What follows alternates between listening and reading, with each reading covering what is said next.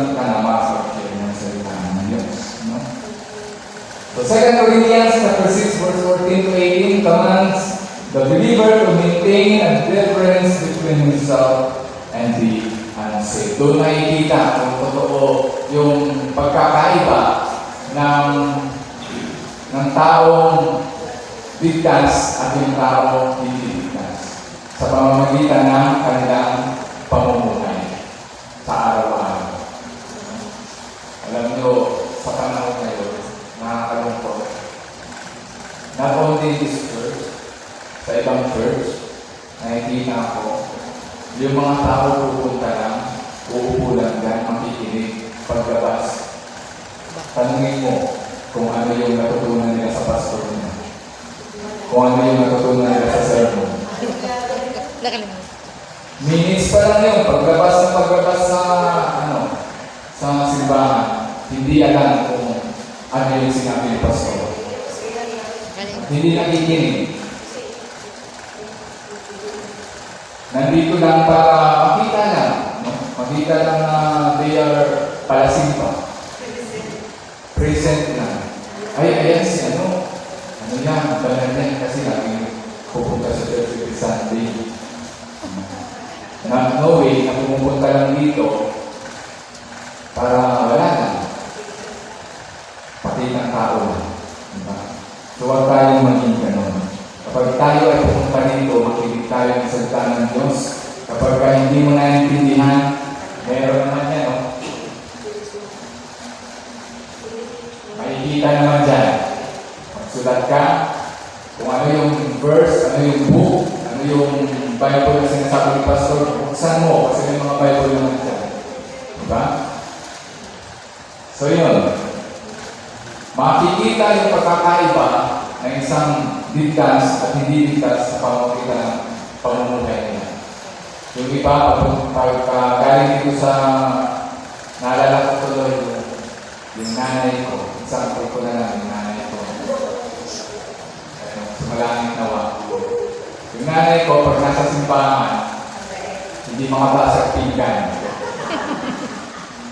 Tahimik, nakikinig talaga. Tapos, binabatayan kami pagka kami gumalaw-galaw lang dyan. Tahimik naman ako po. Naku po, pag umuwi na kami ng bahay, basag lahat ng pinggan. Hindi makabasa pinggan sa simbahan, pero sa bahay, basag lahat ng pinggan. Lahat ng mahal, lahat ng mura, maririnig mo. But by the grace of God, siguro pagkaraan ng mga ilang taon, nababawasan. Nababawasan hanggang sa nawala, paminsan-minsan na. Hanggang sa nawala. O hanggang sa nawala yung mga mahal at mura na pilihin. Alam nila yung mura at pilihin. Mura dito, mura dyan. Kunting kasi nanay ko kasi may lahing Espanyol, kaya mainitin yung siguro. Kapag kunting pagkakamali mo na, paano umura yung maaabot mo sa Espanyol. But by the grace of God, inaabot siya at siya yung naging dahilan para kami lahat na magkakapatid ay maakay sa Panginoon. So, lahat ng mga kapatid ko nasa music team, makanta, nagbilig, yung kapatid ko nagtitits na rin ngayon.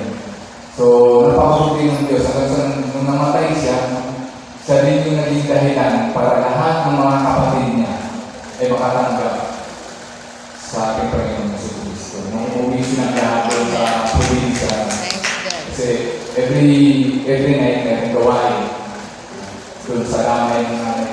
So, doon, yun yung ginamit para mga kapatid niya ay makatanggap sa Panginoon. So, hanggang sa kanyang pagkamatay, talagang ginamit niya nanay.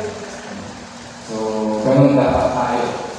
Hanggang sa uling hininga natin, ipagamit natin ang ating buhay, ang ating sarili sa gawain ng Panginoon. So, yun. So, your Heavenly Father cares for you as your earthly Father would. Sabi ko nga, no, yung tatay natin, walang ibang yung mga tatay natin, kundi mapabuti tayo mga anak. So, minsan, no, mayroong pagkakataon na pinapagalitan tayo. That is because gusto nila na matuloy tayo. No? Hindi tayo magkaroon ng, o tayo ay maging matibay sa hamon ng buhay pagdating ng araw. Ayaw nila na nakakamali tayo dahil para din naman yun sa atin pagdating natin. No? Kung yung tatay natin dito sa mundo ito ay gano'n, how much more yung tatay natin na nasa langit. Gagawin niya ang lahat para sa atin. Amen? Amen. Nakikita niya lahat niya. He loves, He protects, He provides, He guides, and teaches, helps, encourages, disciplines, feeds, and has a plan for each and every one of us. Mayroong plano ang Diyos sa buhay mo. Hindi mo man makita ngayon yan, natin sa bukas, sa makalawa, sa susunod na mga gagamitin at gagamitin ng Diyos. Amen? May plano ang Diyos sa bawat sa atin. Tinawag ka ng Diyos. Tinawag ang bawat sa atin. Hindi man isang mga awit kung sabihin mo na, hindi naman maganda yung boses ko. Hindi naman lahat ng nasa harap sa maganda yung boses. Hindi maganda lang yung boses dahil sa banal na Espiritu Santo. Amen. So, plus factor lang kung natuto ka, kung maganda yung boses mo. At ako nga, sa totoo lang sa atin, hindi talaga maganda. O kahit naman ngayon, hindi naman maganda yung boses ko. Nakakatiwala ko naman sa pahambul ka. Hindi. Sa totoo lang dati, hindi ako marunong mag-ikala.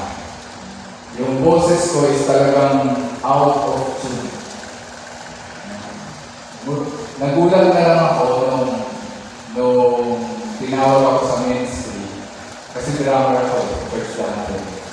Nag-start ako ng drum. Di pa ako kumakanta, hindi ako marunong kumanta. Talagang wala talaga sa tono yung boses ko.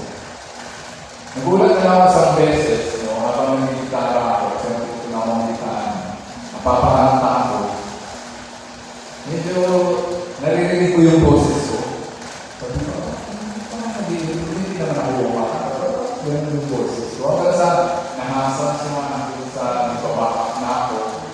Hindi ko na lang namalayan, naging worship leader na ako. So, ganun nangunusap ang Diyos. Ganun gumagawa ng Diyos sa atin.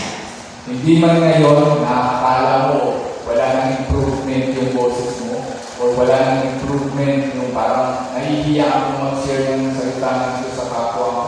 Parang natutunan ako. Ang yung bibig mo parang ayaw mong ipupa sa kahihiyan. Pero darating ang araw na mawawala lahat. Mawawala yung hiya, mawawala yung kaba, no? Sa pamamagitan ng banal na Espiritu Santo. Kaya tayong lahat ay manalangin, don't lose o huwag mong iwala yung panalangin sa bawat araw dahil doon tayo nabibigyan ng kalakasan ng Diyos. Amen? So, lahat tayo ay may plano ng Diyos, and then protects us, provides us, and guides us, at tinuturuan tayo ng Diyos, at tinutulungan sa bawat araw po ng buhay natin. Huwag kayo mag-alala kayo. Hindi po ako madalidal na story. Kaya mahirap sa akin mag-share ng word of God. Alalahanin mo si Moses, hindi yun marunong magsalita. Bulol yun, bulol. Pero siya pa rin yung ginamit ng Diyos para iligtas yung Israelita at ilalim sa iyo. Diba? So yun, walang excuse sa Panginoon.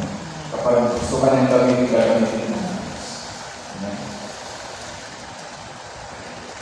Number 4, you did not lose your physical nature at the time of your spiritual birth. No? Naman tayo ay tinanggap natin si Jesus Christ as our personal Savior, hindi po nawala yung physical nature po natin. nandito pa rin tayo. Kaya nandiyan kayo nakaupo. Diba? So that is obvious. You are still alive and you are now have two natures.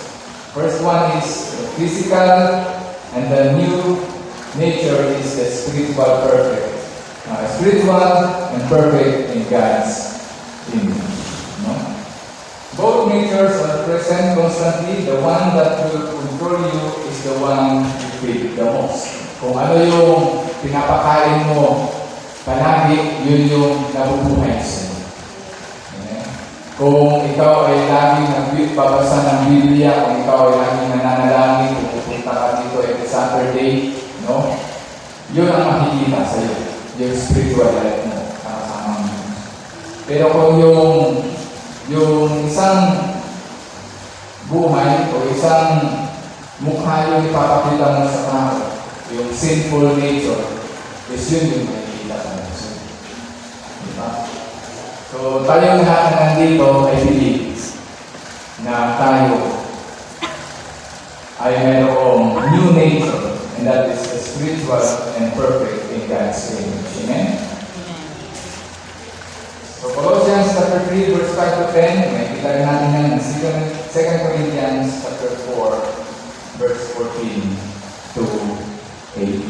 So, in conclusion, lahat po tayo na nandito, and I believe, have received Jesus Christ as our personal Savior. Amen?